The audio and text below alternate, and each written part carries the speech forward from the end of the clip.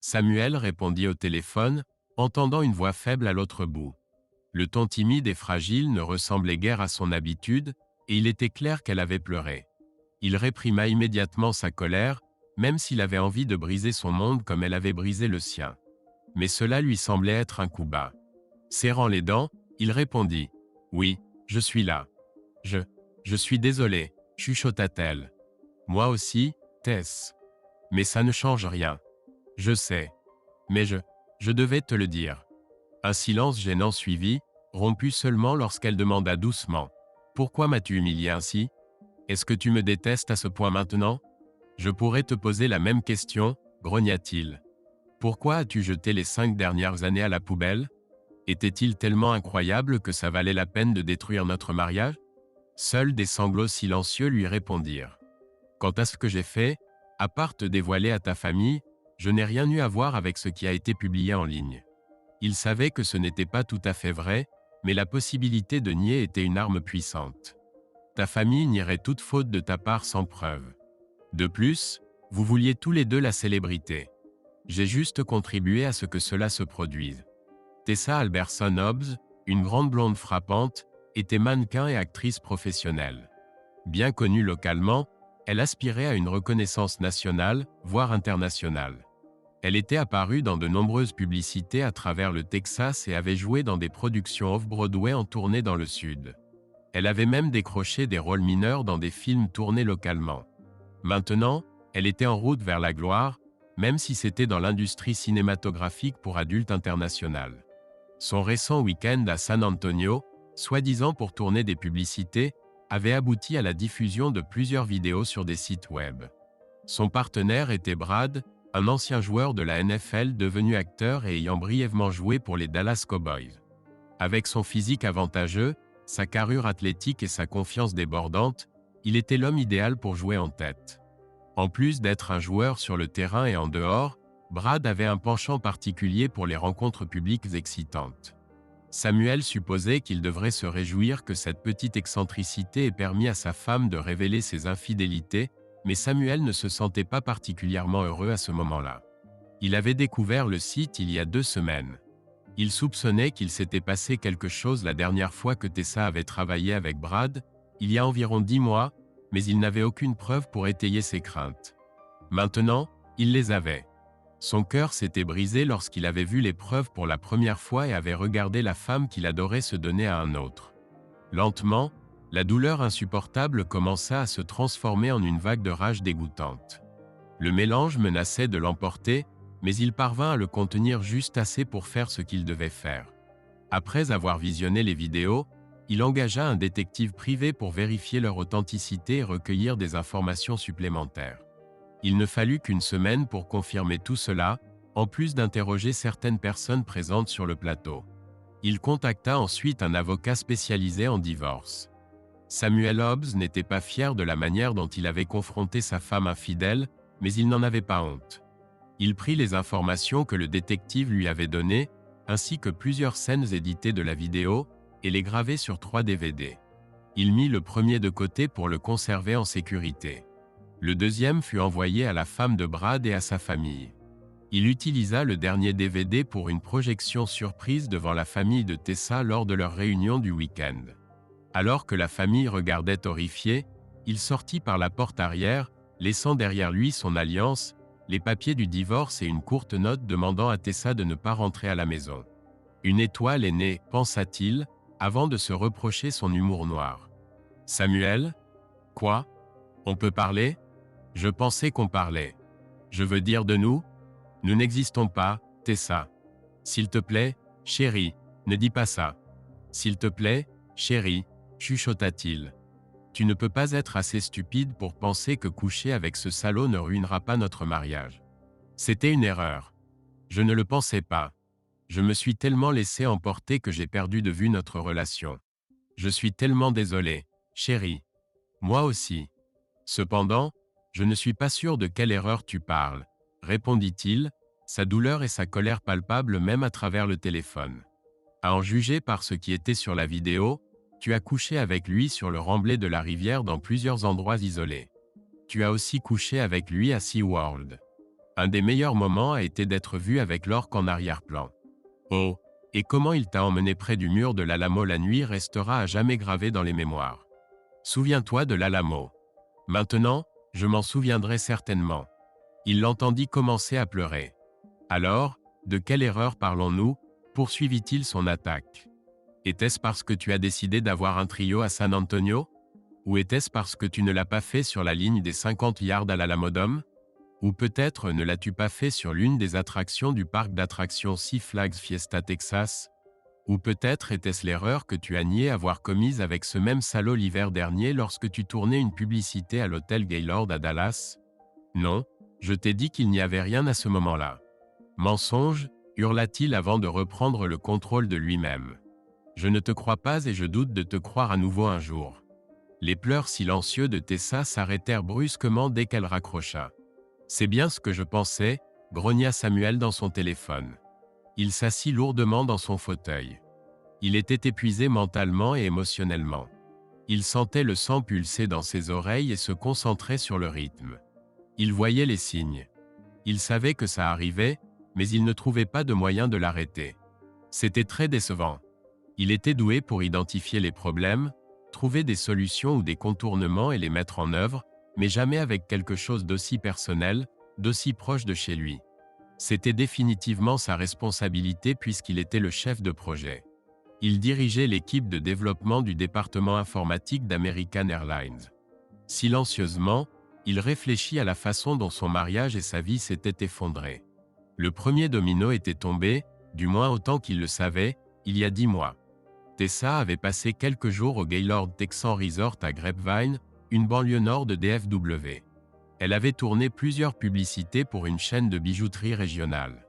C'était l'endroit parfait avec ses versions intérieures plus petites du front de mer et de l'Alamo.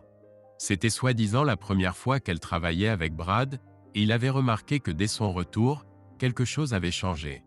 Quelques jours plus tard, il avait entendu des allusions selon lesquelles quelque chose s'était passé pendant le tournage.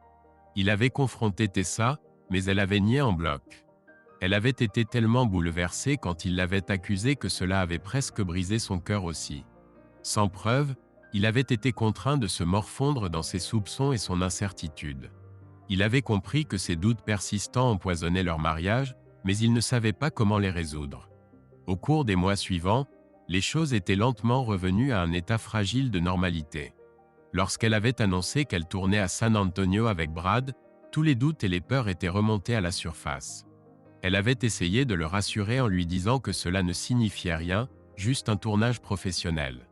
Quand ses inquiétudes n'avaient pas diminué, elle était devenue sur la défensive. Samuel avait essayé de cacher ses problèmes personnels, mais sa colère et sa déception avaient éclaté. Tessa avait remarqué cela, mais ne savait pas comment soulager sa condition. À la fin, elle l'avait simplement ignoré, espérant éviter une autre confrontation. Son équipe au travail l'avait également remarqué tout de suite. Croyant que le problème pouvait être familial, il avait été approché par 2 femmes de son équipe, Kelsey et Kama. Kelsey, l'étincelle autoproclamée de l'équipe, mesurait moins de 5 pieds et pesait peut-être 40 kg mouillés. Elle avait de vifs cheveux bouclés rouges entourant son visage doux et des yeux verts perçants. Bien qu'elle ressemblât à une adolescente, elle était déjà dans la trentaine. Kama, quant à elle, était une grande femme indienne dans la trentaine. Elle avait toujours une certaine grâce, sans doute due à son haut milieu social. Sa beauté frappante était seulement entachée par sa forte prognathie. Pourtant, ses cheveux et ses yeux sombres et sa silhouette féminine la rendaient assez attirante, tellement attirante que les 2 autres membres de l'équipe, Raj et Marty, la suivaient comme des chiots amoureux. Peu à peu, les 2 femmes l'avaient convaincu et il avait finalement partagé ses préoccupations. En quelques heures, son équipe s'était rassemblée autour de lui. Ils étaient soudés en tant qu'équipe, car les longues heures et les délais impossibles avaient leur impact. Alors qu'il l'entourait, Samuel avait lutté contre l'envie de dire « Oh regardez, nous sommes au pays des petits », puisque tout le monde dans son équipe, sauf Kama, était de petite taille. Raj était un Indien mince et petit dans la vingtaine. Alors que tout le monde dans l'équipe de Samuel était très intelligent, Raj était effroyablement intelligent. Marty était également petit, peut-être un peu plus de 5 pieds et pesait au moins 200 livres. Avec son visage rond, Ses cheveux noirs bouclés et ses lunettes à monture filaire, on pouvait facilement voir une ressemblance avec un hobbit. Se déguiser en Frodo Baggins il y a quelques années pour une fête d'Halloween avait cimenté son surnom. Avec ses un peu plus de 6 pieds de hauteur, Samuel les dominait tous. Cependant, à ce moment-là, il se sentait très, très petit. Leur réaction était assez prévisible. Kelsey pensait qu'il devrait aller à San Antonio et rencontrer Tessa. Kama offrait des conseils. Raj suggérait de pirater ses comptes personnels et Marty voulait essayer de la vendre à un bordel mexicain. Bien qu'il lui souhaitait du bien, Samuel doutait de la sagesse de suivre leurs conseils en matière de relations. Kama avait le plus d'expérience en matière de relations dans le groupe, mais elle changeait de petite amie aussi souvent qu'elle changeait de tenue. Kelsey sortait avec un gars depuis plusieurs années avec des succès divers. Samuel avait perdu le compte du nombre de fois où ils s'étaient séparés pendant cette période. Il n'était pas sûr, mais il pensait qu'ils étaient en train de rompre à ce moment-là. Raj était vraiment gentil, mais son génie informatique était accompagné d'un manque de compétences sociales, dont il avait pratiquement aucune. De plus, il était tellement amoureux de Kama qu'il soutiendrait n'importe quelle idée qu'elle aurait. Marty était un autre mystère. Généralement amical et agréable, il avait un côté sombre. Samuel croyait que Marty vivait toujours dans le sous-sol de ses parents. Il était également sûr que Marty avait acquis toutes ses compétences sociales sur les réseaux sociaux. Samuel ne savait pas quoi faire. Finalement, il décida de ne pas engager un détective coûteux. Le coût et la possible exposition en cas de rien ne se passait étaient trop risqués, même si Marty disait qu'il connaissait quelqu'un qui pourrait le faire à moindre coût. Tessa avait l'air tellement blessée et en colère la dernière fois que Samuel sentit qu'il mettrait sérieusement en péril leur mariage s'il ne lui donnait pas le bénéfice du doute. La situation restant non résolue, Samuel en revint à penser que son mariage était en danger. Ses inquiétudes après son voyage furent renforcées par ses réactions à son retour à la maison. C'était comme une lune de miel quand Tessa essayait de le tuer avec le sexe la première semaine. Lorsque Samuel lui en parla, elle explosa. La semaine suivante fut tout le contraire. Glaciale. À la fin de la deuxième semaine après le voyage de Tessa à San Antonio, Samuel fut abordé par Kelsey et Marty. Ou plutôt, Kelsey traînait un Marty clairement réticent. « Dis-lui, Frodo », exigea Kelsey. Marty avait l'air très mal à l'aise, se dandinant d'un pied sur l'autre. « Bon sang, Marty. Dis-lui », elle lâcha. Samuel s'attendait à ce qu'elle tape du pied. « Ah, bon sang, Samuel. Désolé, mais j'ai d'une manière ou d'une autre découvert ce site est bon. Il y avait des vidéos. Marty, je ne veux vraiment pas entendre parler de tes dernières séances de sexe. Eh bien, cette fois-ci, tu voudrais peut-être. La blonde dans ces vidéos ressemblait beaucoup à ta femme. Tessa, répondit-il, choqué et incrédule. Marty hocha la tête.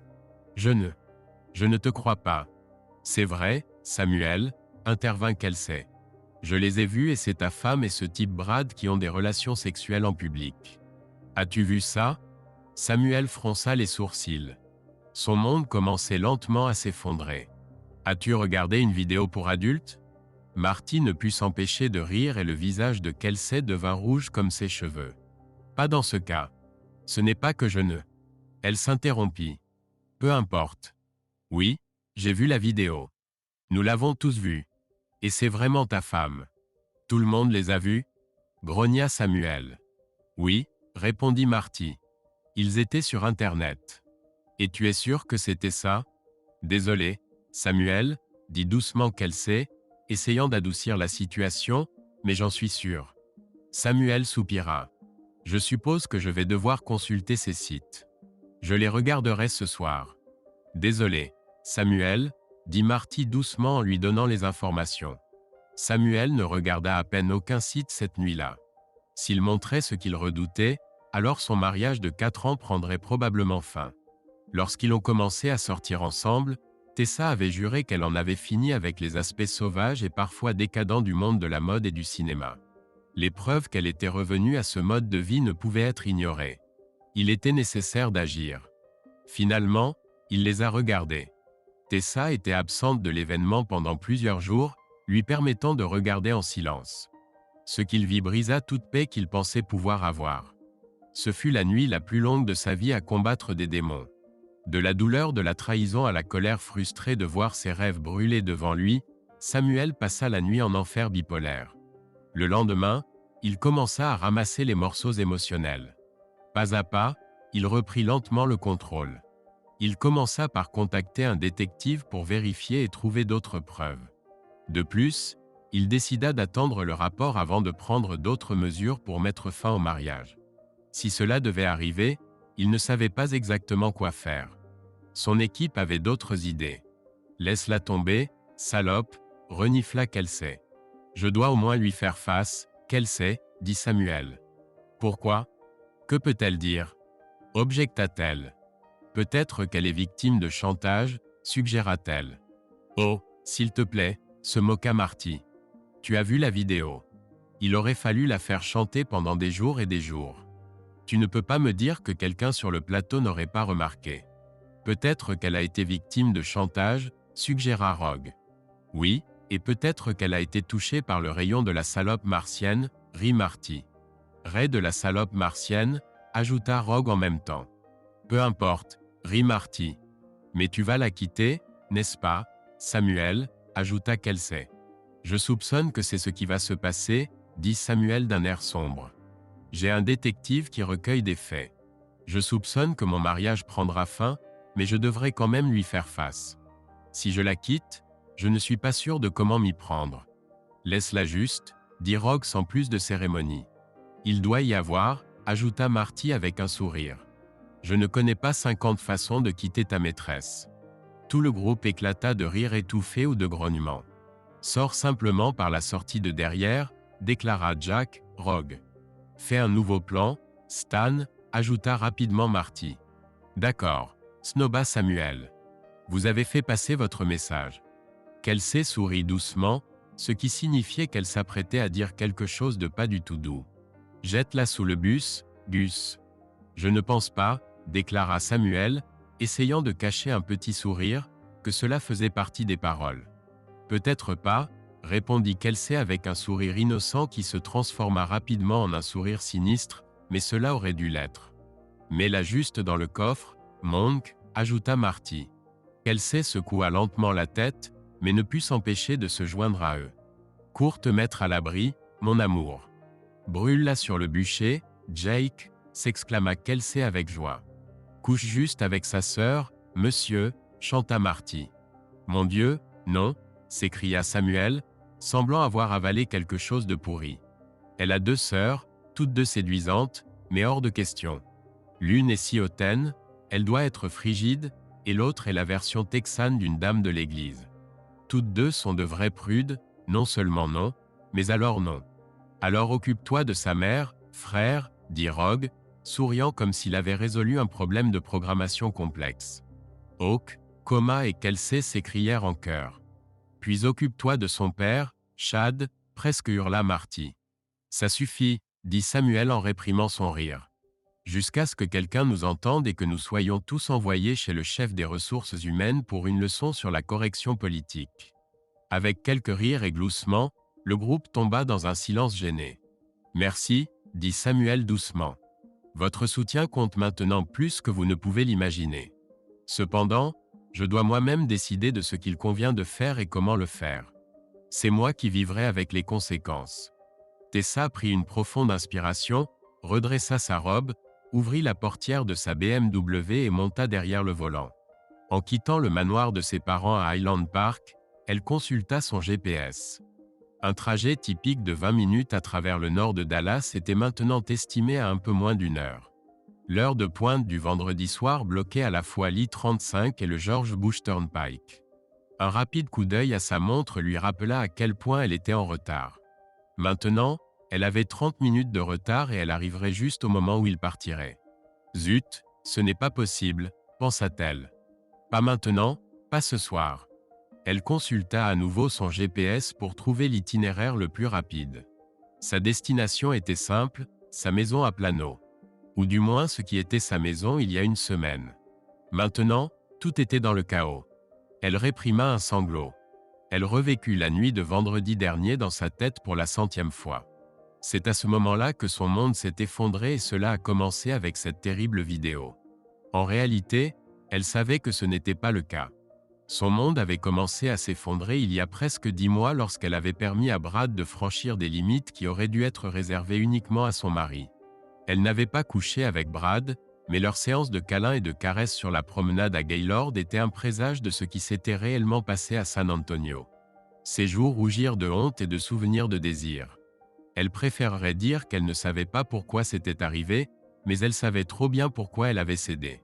Il y avait des raisons à ces actions incroyablement stupides, mais elles sonnaient toutes comme des excuses. La vérité était peu flatteuse et la faisait se voir telle qu'elle se savait être. Égoïste. Cependant, la manière dont son mari l'avait exposée était cruelle. Il avait exposé tous ses horreurs extra-conjugales pour que tout le monde les voie. Lorsque le DVD avait commencé à jouer, on aurait dit l'un des films qu'ils avaient tous convenu de regarder. Heureusement, il n'y avait pas d'enfants là-bas. Ils étaient divertis dans une autre pièce avec leur propre film. Tessa renifla, réalisant que son mari avait fait l'introduction du DVD pour pouvoir s'éclipser avant que tout n'éclate. Il prit la télécommande pour qu'il se passe un certain temps avant que quelqu'un puisse arrêter le spectacle. Elle le savait car il avait laissé la télécommande sur la pile avec la bague de fiançailles et les papiers de divorce. Ce qui restait derrière était le chaos. Tout le monde là-bas reconnut immédiatement elle et Brad. En 30 secondes, suffisamment de fragments sonores furent entendus pour ne laisser aucun doute sur ce qu'ils voyaient. C'était elle et Brad ayant des relations sexuelles dans plusieurs lieux publics. Elle était soulagée que seul son visage, ses seins et ses fesses soient visibles dans la vidéo. Et bien sûr, qu'elle avait des relations sexuelles. Heureusement, celui qui avait filmé la vidéo n'avait pas accès à leur chambre d'hôtel. Faire voir cela à sa famille était vraiment mauvais, mais la voir dans un trio avec Brad et une jeune maquilleuse. Sa famille réagit comme elle s'y attendait. Sa mère était en état de choc et pleurait simplement, tandis que son père la regardait avec jugement. Son frère lui lança un regard méprisant en emmenant sa petite amie embarrassée hors de la pièce. Sa sœur excessivement pieuse et son mari ne pouvaient même pas la regarder dans les yeux en partant. L'autre sœur s'approcha d'elle avec arrogance et la frappa. Alors qu'elle et son mari partaient, Tessa ne put s'empêcher de remarquer que son beau-frère la fixait. Bien sûr, la fête prit fin peu de temps après. Tout ce qui reste est d'évaluer les dégâts et de commencer le nettoyage. Les papiers de divorce étaient évidents, mais ce qui parlait le plus des pensées de Samuel était la note qu'il avait laissée. La lettre mentionnait des sites web russes et confirmait que Samuel avait engagé un détective privé. Elle précisait également qu'elle donnait effet au contrat de mariage sur lequel il avait insisté. Son père. L'accord prénuptial était assez standard, mais contenait une clause d'infidélité. Les conséquences de l'infidélité étaient assez légères, avec seulement des changements mineurs dans la répartition des actifs que chaque conjoint recevait, mais si appliquée, elle pointait clairement l'infidélité comme l'une des raisons du divorce. Au Texas, qui a une politique de divorce sans faute, cela avait une certaine importance. Tessa ne put s'empêcher de verser quelques larmes de plus en se remémorant sa lettre. Elle était courte et directe, tout comme Samuel lui-même, mais elle était remplie de tant de douleur et de colère. Elle disait simplement qu'elle ne devait pas rentrer chez elle sans appeler d'abord. Il avait changé les serrures et comme leur maison était la sienne avant le mariage et était couverte par l'accord prénuptial, il voulait que toutes ses affaires soient sorties d'ici la fin du week-end. Il continuait à l'appeler une tricheuse, une garce et une salope, des mots que Samuel n'aurait jamais prononcés à son égard auparavant. Elle savait qu'il y avait une part de vérité dans ces étiquettes, mais savoir que son mari pensait maintenant de cette façon à son sujet lui faisait plus mal qu'elle n'aurait jamais pu l'imaginer. Tessa se gara à George Bush et commença à changer de voix, essayant de rattraper le temps perdu. Malheureusement, la circulation du vendredi soir ne le permettait pas. Elle essaya de réprimer un autre sanglot, acceptant le fait qu'elle arriverait plus d'une heure plus tard que prévu. Elle devra appeler Samuel et lui dire. Ça ne le surprendra pas, se réprimanda-t-elle. Je n'ai jamais été à l'heure en toutes ces années de mariage. Elle se calma et composa son numéro. Allô, répondit Samuel d'un ton sévère. Tessa resta figée. Son estomac se tordit et des larmes coulèrent à nouveau sur son visage. Elle espérait que sa colère se serait apaisée à présent. Ils avaient tellement parlé cette semaine, et à chaque fois elle sentait qu'il était mieux à gérer la douleur, mais sa colère ne s'apaisait jamais. Tessa. Salut, mon chéri, dit-elle en essayant de sourire. C'est moi. Zut, Tess. Je t'ai dit de ne pas m'appeler comme ça. » Résolue, elle continua. « Désolé, mon cœur, c'est si dur. Je promets que je vais essayer mieux, » dit-elle, sachant que c'était un mensonge. Elle savait que sa seule chance de sauver le mariage était qu'il continue à les considérer comme un couple. « Pourquoi m'appelles-tu, Tess ? » ?»« Oh, Samuel, je suis coincée dans les embouteillages, » dit-elle avec une pointe de supplication dans sa voix. « Je suis là depuis, je ne sais pas combien de temps. » Le silence lui répondit. « Samuel, » demanda-t-elle prudemment. « Je t'ai dit, Tess, que si tu veux me parler, je serai là jusqu'à 7 heures du soir, » répondit-il froidement. « J'ai autre chose à faire à 8 heures, et comme tu l'as dit, les embouteillages sont terribles à ce moment-là. Je pensais que sauver notre mariage était plus important que n'importe quelle réunion, » répondit-elle sèchement, déçue. « Si c'était le cas, » grogna Samuel, « alors pourquoi ne était-ce pas assez important pour toi d'arriver à l'heure convenue ? Qu'est-ce qui était si important pour que tu sois en retard d'1 heure pour cette réunion si importante ? Rester tard chez le coiffeur ? Tu ne pouvais pas choisir quoi porter ? Ça ne pouvait pas s'insérer dans tes autres obligations ? S'il te plaît, Samuel, dit-elle doucement. S'il te plaît, ne sois pas cruel. Je sais que j'ai tout gâché. Je t'aime. Je sais que tu ne le crois pas, mais je t'aime. Tess, nous avons déjà discuté de ça au moins une douzaine de fois cette semaine. Mais pas en face à face, toujours au téléphone. J'ai besoin de te voir, Samuel. S'il te plaît. D'accord. J'appellerai et je dirai que je serai en retard. Mais ce ne sera que pour un petit moment, peut-être 30 minutes ou quelque chose comme ça. 30 minutes. Est-ce tout ce que notre mariage signifie pour toi ? Tu te moques ? Aboya-t-il. Veux-tu vraiment que je réponde à ça ? À plus tard quand tu arriveras enfin. Quand elle l'entendit raccrocher, elle se sentit désespérée. Leur mariage n'était pas seulement endommagé, il était en soins intensifs. Sa plus grande peur devenait réalité. Comment pouvait-il espérer surmonter cela maintenant ? Elle pria pour qu'il puisse faire quelque chose de presque impensable. Lui faire à nouveau confiance. Comment convaincre quelqu'un de ne pas avoir peur quand vous savez tous les deux parfaitement qu'il devrait avoir peur ? Tess mit de côté, se souvenant. Elle rejoignit d'autres espoirs désespérés lorsqu'elle commença à poser à 14 ans. À l'âge de 18 ans, elle défilait sur les podiums du Sud. Cela ne dura que 14 mois environ. À ce moment-là, son corps s'était pleinement développé et elle était sur le point d'être trop pulpeuse pour les défilés de mode. Quand une porte se fermait, une autre s'ouvrait et elle est devenue mannequin de lingerie et de maillots de bain. Pour compléter sa carrière, elle s'est également lancée dans le métier d'actrice.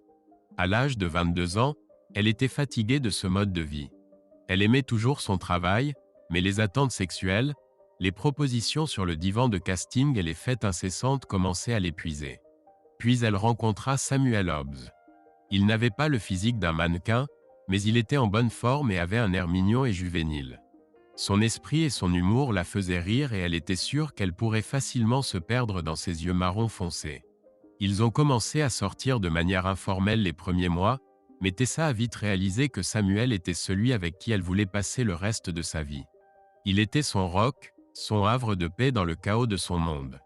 Que ce soit simplement se détendre dans ses bras, regarder le coucher de soleil du Texas, ou une nuit de passion mêlant leur cœur et leur corps, Tessa savait que c'était ce qu'elle désirait. C'était ce que son cœur et son âme exigeaient. Bien que Tessa ait confiance en leur couple, Samuel, lui, n'était pas convaincu. Elle savait qu'il l'aimait, son désir et sa passion pour elle étaient évidents. Ce qui préoccupait Samuel, c'était sa carrière. Il avait de sérieux doutes et craintes, non pas à propos d'elle, mais de l'industrie, et il avait tout à fait raison. Les mondes de la mode et du cinéma étaient un enfer même pour les mariages les plus solides. On y mélangeait souvent sexe, argent et pouvoir. Les frontières entre réalité et fantasme étaient souvent floues, voire complètement effacées. De la nature du jeu de rôle, à la nudité attendue, en passant par la combinaison physique de personnes très attirantes, la tension sexuelle était extrême. Tessa ne comptait plus le nombre de fois où elle avait été approchée, tentée, voire contrainte par des réalisateurs, des agents, des photographes ou des producteurs. Elle connaissait même des agents et des agences qui encourageaient de telles relations professionnelles. C'était cette peur qui faisait hésiter Samuel à envisager un avenir ensemble. Il lui a fallu des mois pour le convaincre qu'elle en avait fini avec les aspects supplémentaires qui entouraient le travail de mannequin et d'actrice. Maintenant, après des années à naviguer avec loyauté dans ces pièges, elle a échoué. Elle a chuté, mais pas à cause de leur mariage. Leur mariage restait toujours son socle, le lieu sur lequel elle construisait son avenir. La passion entre eux s'était estompée un peu après les premières années, mais brûlait toujours intensément. Non, la raison pour laquelle elle a cédé à la tentation cette fois était simple. La peur. Tessa approche de ses 29 ans, bien au-delà de son apogée dans le monde du mannequinat. Dans un peu plus d'un an, elle devra décider si elle veut poursuivre sa carrière de mannequin et devenir un mannequin dans la trentaine ou un mannequin senior. C'était une décision qu'elle avait repoussée, mais l'idée de quitter le monde du mannequinat lui était inconcevable. Elle voyait d'autres essayer de s'accrocher le plus longtemps possible. Leur tentative désespérée pour prolonger leur carrière l'a attristée, et l'idée qu'elle se retrouverait bientôt dans la même situation l'effrayait. Une autre option était de prendre le métier d'actrice au sérieux. Pour ce faire, elle devait déménager à Los Angeles ou à New York. Ces deux villes semblaient intimidantes car elle n'était pas un gros poisson dans son petit étang. La troisième option était celle qu'elle trouvait difficile à aborder, changer de carrière complètement. À plusieurs reprises, lorsqu'elle en discutait avec son mari, les conversations devenaient très émotionnelles et des mots durs étaient prononcés. Elle réalisa que la plupart de ces mots venaient d'elle, et elle réagissait principalement par peur. « S'il te plaît, mon Dieu », pria-t-elle en conduisant. « Ne le laisse pas me demander d'abandonner mon rêve. Je sais qu'elle va changer, mais s'il te plaît. » Elle passa le reste du trajet à essayer de trouver des moyens de sauver leur mariage. Lorsqu'elle se gara enfin dans l'allée, elle était déjà émotionnellement épuisée. L'anxiété et l'anticipation de la réunion provoquèrent un afflux d'adrénaline, mais elle se sentait épuisée. Après s'être refait une beauté, elle sortit de la voiture et se dirigea vers la porte d'entrée. Son accueil était froid, pour le moins. Elle avança pour le prendre dans ses bras, mais il recula et secoua la tête. « Samuel, je suis tellement désolée », commença-t-elle. « Moi aussi », répondit-il froidement. « Pourquoi ne pas aller au salon ? Aimerais-tu quelque chose à boire ? Quelque chose de plus fort, s'il te plaît ? Je crois que j'en aurai besoin. Ton habituel gin tonic. Oui, ce sera bien. Merci. » Elle le regarda préparer rapidement son verre puis les conduire au salon. Il était élégant dans une belle chemise, un jean et des bottes de cow-boy. Elle espérait qu'il remarquerait sa tenue ce soir alors qu'elle essayait de paraître sous son meilleur jour. « Tu es élégant, » dit-elle doucement. « Toi aussi, mais tu es toujours élégante. »« Merci. As-tu dit que tu avais un rendez-vous aujourd'hui ? » ?»« Non, je n'ai pas dit ça, » répondit-il sèchement. « Je vais retrouver mon équipe au travail pour de la cuisine allemande et de la bière. Nous nous retrouvons non loin d'ici au Bavarian Grill. Je ne veux pas les faire attendre, alors dis ce que tu as à dire. Comment peux-tu être si froid ? On dirait que tu ne te soucies plus de rien. » Il renifla avec un dégoût évident. « Je me soucie, » dit-il, la douleur évidente dans sa voix. « J'aimerais ne pas me soucier, ce serait plus facile. Quand j'ai découvert cela, ça m'a presque tué. Heureusement, tu n'étais pas à la maison quand j'ai vu ces vidéos. J'ai crié, j'ai juré et j'ai pleuré. C'était terrible. Tu as brisé mon cœur en me trompant. La simple vérité est que je n'ai plus de larmes. Maintenant je peux regarder ce qu'il reste de notre mariage et voir les choses plus clairement. Honnêtement, je ne vois pas comment il peut survivre. J'espérais vieillir avec toi, mais cela n'arrivera pas. Non, supplia Tessa. Je suis tellement désolé, mon amour, je t'aime. S'il te plaît, ne renonce pas. Nous pouvons surmonter cela. Je ne vois pas comment. Nous pourrions aller en thérapie. Je sais que cela aidera. Aidera, sourit-il. Comment cela aidera-t-il ? Est-ce que cela te fera te sentir mieux ? Parce que cela ne m'aidera certainement pas à te faire confiance. Tessa, ton travail t'éloigne souvent de la maison. Habituellement, ce sont des jours ou des semaines, mais parfois plus longtemps, beaucoup plus longtemps. Lorsque tu étais en tournée avec cette pièce, tu étais absente de la maison pendant des mois. J'ai pu survivre à cela car je croyais que tu étais fidèle, même en sachant que tu étais entouré de tentations. Tu savais que ma plus grande peur était que tu m'oublies, que tu nous oublies, et tu l'as fait. Chérie, je sais que j'ai échoué, mais je te promets. Arrête, il l'interrompit. Tu as déjà fait ces promesses et tu n'as pas pu les tenir. Je comprends que tu sois désolé et je crois même que tu pourrais encore m'aimer, mais ce n'est pas suffisant. Aucune quantité d'excuses ou de conseils ne changera le fait que je remettrai en question ta loyauté quand tu seras parti. Je ne peux pas vivre comme ça, Tess. Je suis désolé, mais je ne peux tout simplement pas. S'il te plaît, Samuel, pleura-t-elle. S'il te plaît, essaie. Tu ne peux pas. Il commença, puis se tut, se reprenant. Tess, comprends-tu vraiment ce que tu as fait? Tu n'as pas seulement échoué, tu m'as jeté. Non, je me suis juste perdu dans cette stupide vie de fantasme et je t'ai trahi. J'ai échoué dans notre relation. Non, il hurla, la stupéfiant. Tu m'as jeté dehors. Tu ne m'as pas seulement trompé, Tess. À moins que tu ne sois soudainement devenue une grande exhibitionniste, tu as négligé tout notre mariage. Tu ne t'es pas seulement donné à un autre, mais tu l'as fait publiquement et à plusieurs reprises. C'est comme prendre le manque de respect et le saupoudrer d'humiliation pour moi. Tu as non seulement oublié ton fidèle mari, tu as permis à un autre homme de l'humilier publiquement. Samuel, s'il te plaît, supplia-t-elle. Je ne voulais pas te causer une telle humiliation. Écoute, Tess, tu es magnifique. Bon sang, tu es la femme la plus incroyable que j'ai jamais rencontrée. Je suis sûr que des hommes se bousculeront pour t'épouser dès qu'ils sauront que tu es célibataire. Trouve quelqu'un qui puisse gérer ta carrière et les tentations qu'elle offre. Quelqu'un qui puisse gérer tes erreurs inévitables, car ce n'est certainement pas moi. Je ne veux personne d'autre, je te veux toi. Tu es celle que j'aime. Je sais que tu en doutes, mais je veux une chance de me racheter. Comment? Il sourit. Comment pourrais-tu même commencer à expier cela? Je ne sais pas, mais je ferai n'importe quoi. Je sais que je t'ai trahi. Si je pouvais trouver un moyen de revenir en arrière, tu sais que je le ferais. Je n'en suis pas si sûr, Tessa. Nous savons tous les deux que tu redoutes de tourner la page de ta carrière. Je ne doute pas que cela ait été un facteur dans ce que tu as fait. C'était le cas. Personne ne comprend à quel point cela fait mal quand quelqu'un te dit que tu es trop vieux, ou pas assez mince, ou pas assez joli. On ne peut s'empêcher de le prendre personnellement.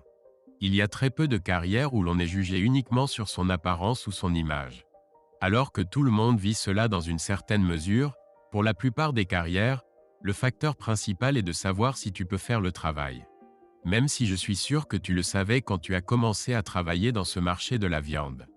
Tu n'étais pas seul non plus. Même avant que nous nous marions, nous étions une équipe. J'étais ton plus grand supporter. Tu m'as même appelé ton roc. Mais Tess, depuis 1 an environ, tu as refusé de m'en parler. Je sais que c'est effrayant et même écrasant, mais tu as tout fait pour t'en sortir sans moi. On dirait que tu opposais notre mariage à ta carrière. S'il te plaît, Samuel, dit-elle, les larmes coulant sur son visage. Ne me demande pas d'abandonner mes rêves. Je ne demande pas, ricana-t-il. Je ne te demanderai pas de faire ça, alors je m'éloigne de mon rêve, notre rêve, car sans confiance je finirai par détruire tout amour qu'il nous reste. S'il te plaît Samuel, murmura-t-elle en pleurant. Un coup à la porte les interrompit. Samuel la regarda alors qu'elle essuyait ses larmes. Je reviens tout de suite, dit-il en se levant pour ouvrir la porte. Lorsqu'il l'ouvrit, il fut surpris. Salut, dit la petite rousse. Je vends des cookies de scoutisme. Il rit, l'invitant à entrer. Où est ton uniforme? Oh, cela pourrait être intéressant, dit Kelsey en souriant et haussant les sourcils. Samuel secoua lentement la tête et soupira. Entre avant de nous déshonorer tous les deux, dit-il en lui ouvrant la porte. Elle fit quelques pas dans la maison, mais se figea soudain. Il se retourna pour voir son futur ex-femme, regardant son employé. Que se passe-t-il ici? Siffla Tessa, en essuyant encore ses larmes. Je croyais que tu avais dit que ce n'était pas un rendez-vous. C'est mal. Kelsey fait partie de mon équipe de travail. Tu l'as rencontré à la dernière fête de Noël. Il ne vit aucun signe de reconnaissance dans les yeux de Tessa. Haussant les épaules, il les présenta à nouveau. Tessa, voici Kelsey. Elle travaille avec moi. Kelsey, voici Tessa. Tu sais déjà qui elle est. Oh mon Dieu, s'écria Kelsey. Tu es Tessa Alberson. Puis-je avoir un autographe? Répondit Tessa, visiblement surprise. Samuel, as-tu un marqueur noir? Demanda la rousse en se retournant vers lui. Il hocha la tête prudemment, remarquant l'éclat dans ses yeux. Super, dit-elle joyeusement. Je vais aller chercher mon... Quoi? Hurla Tessa. Écoute, petite garce. Ferme ta bouche, poupée Barbie. Ça suffit, s'écria Samuel, stupéfiant les deux femmes. Arrêtez toutes les deux. Kelsey, pourquoi es-tu ici? On m'a envoyé pour m'assurer que tu ne changes pas d'avis pour ce soir. Je suis là pour m'assurer que tu manges de la bonne cuisine allemande et que tu bois de la bonne bière allemande. D'accord, soupira-t-il. On a presque fini ici. Ne retardons pas les autres. Je ne pense pas qu'ils s'en soient beaucoup souciés, sourit Kelsey. Ils ont probablement fait danser Raj et Marty pour l'impressionner. Cette pensée le fit sourire un peu. Kelsey déplaça son sac à main sur son autre épaule.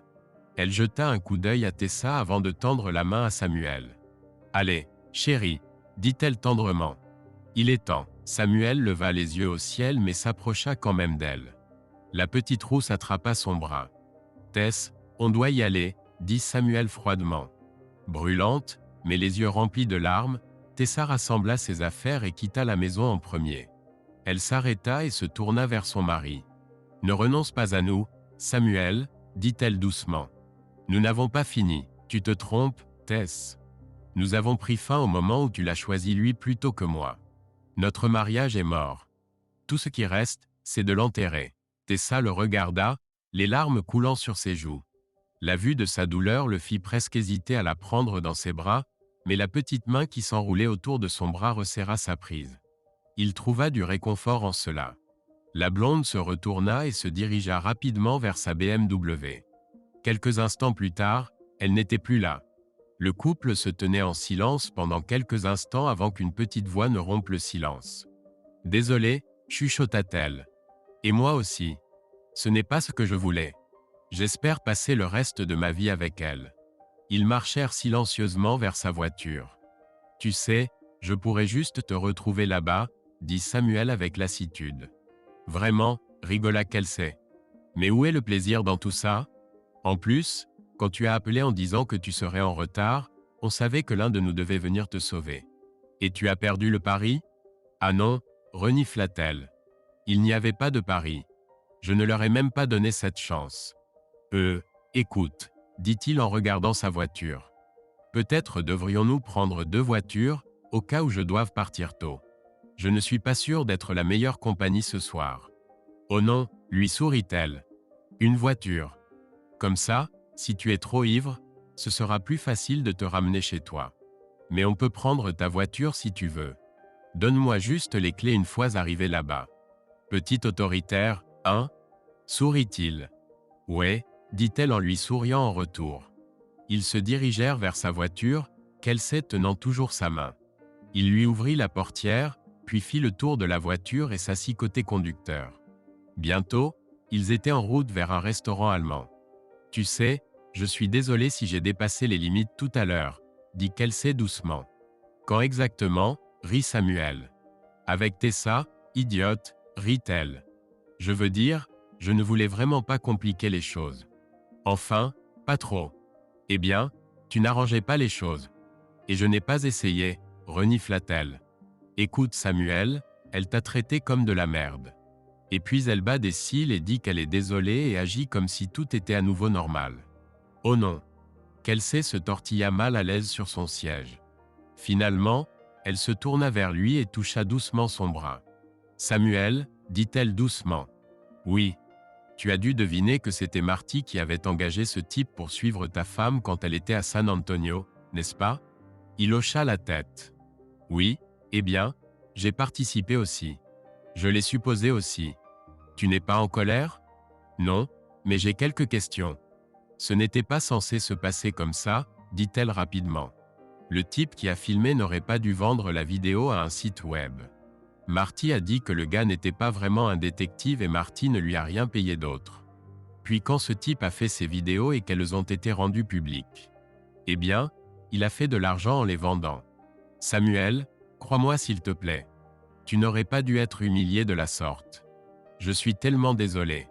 D'accord, je peux comprendre comment cela s'est passé. Je peux même comprendre l'implication de Marty. Mais pourquoi toi? Même au début de la soirée, il remarqua comment son cou et ses joues rougissaient lentement. Lentement, elle prit une grande inspiration et continua. Parce que quand tu as évoqué tes craintes, j'ai su que ce serait difficile pour toi de faire ce qu'il fallait pour découvrir la vérité. Quand quelqu'un soupçonne que son conjoint le trompe, il y a de fortes chances que ce soit vrai. Quand j'ai découvert que c'était le cas, j'ai voulu te protéger. Tu ne mérites pas ça. Tu mérites quelqu'un qui t'aimera assez pour garder ses fichues jambes ensemble quand elle est tentée. Eh bien, je suis d'accord que je mérite quelqu'un comme ça. Bien que tout le monde qui s'engage dans un mariage monogame le mérite. Et tu n'as pas répondu à ma question pourquoi. Le visage de Kelsey s'est figé un instant. Puis elle s'est penchée en arrière sur son siège, fixant intensément le pare-brise. Parce que tu es un ami et que je tiens à toi, dit-elle faiblement, gardant les yeux sur la route. Devant. Et tu tiens à moi. En tant qu'ami, demanda-t-il doucement. La petite rousse s'est figée, ses émotions claires sur son visage. Finalement, elle osa regarder l'homme assis à côté d'elle. Il y avait un petit sourire complice sur son beau visage. Espèce de salaud, renifla-t-elle, puis se tourna pour regarder par sa fenêtre. Samuel vit à peine l'éclat dans ses yeux. « Je ne suis pas stupide, murmura-t-elle presque. Je sais que je ne pourrai jamais rivaliser avec elle. C'est un mannequin, bon sang. Mes deux seins réunis ne feront pas un des siens. Et elle est d'une beauté maudite. Tu sais, il l'interrompit, il est assez clair pourquoi Tessa m'a trompé. Regarde juste ce salaud de Brad. Un physique de GQ et un corps athlétique, un ancien joueur des Dallas Cowboys et une célébrité, du moins dans cette partie du pays. Il n'y avait aucun moyen que je puisse rivaliser avec lui. Non, on ne peut pas lui reprocher de tomber amoureuse de quelqu'un comme lui. De quoi tu parles ? Kelsey hurla. Ne la blâme pas. Saint diable, tu es sérieux ? Peu importe s'il était un dieu grec. La jeune femme fougueuse se figea, regardant son sourire. Espèce de salaud, grogna-t-elle. Toi, ordure. Samuel partit. Écoute, Kelsey, dit-il doucement. Je comprends ce que tu essayais de dire, mais tu as tort. Bien sûr, Tessa est belle, mais ce n'est que l'enveloppe extérieure. Ce n'est qu'un emballage. Il est brillant et coloré et attire l'attention. Seigneur, elle m'a attiré.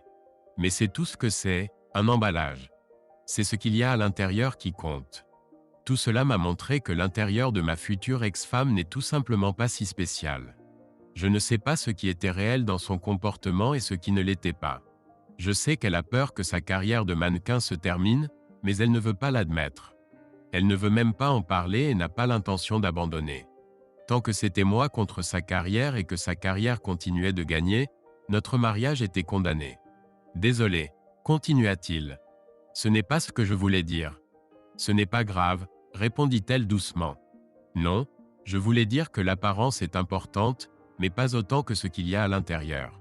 Et Kelsey, tu es plus qu'attirante pour n'importe quel homme. Kelsey le regarda attentivement jusqu'à ce qu'il se détourne et se concentre sur la route. Elle continua de le fixer en silence pendant plusieurs secondes alors qu'il évitait le contact visuel et se tortillait nerveusement sur son siège de conducteur. « Alors, dit-elle enfin doucement, est-ce que tu aimes mon emballage ?» Il renifla. « Oui, sourit-il. Tu es très attirante pour un elfe irlandais. Tais-toi, abruti, rit-elle. D'ailleurs, continua-t-il, j'ai entendu dire qu'il y a des choses vraiment explosives dans les petits paquets. Tu n'as aucune idée, mais peut-être si tu joues bien tes cartes. Kelsey. Samuel hésita. Détends-toi, je sais que cela prendra du temps avant que tu sois prêt, dit-elle avec un sourire. Mais quand tu le seras, j'espère que tu penseras à moi en premier. D'ici là, dit-elle en haussant les sourcils, les faisant rire tous les deux. Tu sais, tu l'as vraiment fait, n'est-ce pas ? Elle continua. Quoi exactement ? Tu as trouvé ta propre façon de quitter ta maîtresse. Tu l'as rendue célèbre, Samuel. Et puis, libérez mon cul. Ils rirent tous les deux alors qu'elle lui caressait doucement une mèche de cheveux qui lui tombait sur le visage. Tu sais, tout ira vraiment bien, n'est-ce pas ? Murmura-t-elle. Il hocha la tête. Oui, tout arrivera en son temps. Il réalisa que des jours difficiles se profilaient à l'horizon, mais il savait aussi qu'il n'était pas seul. Il avait des amis, de la famille et quelqu'un de spécial. Si cela évoluerait vers quelque chose de plus, il l'ignorait, mais il avait de l'espoir. Fin. Merci de nous avoir suivis. S'il vous plaît, soutenez-nous en cliquant sur le bouton « J'aime » et partagez vos pensées sur l'histoire dans les commentaires.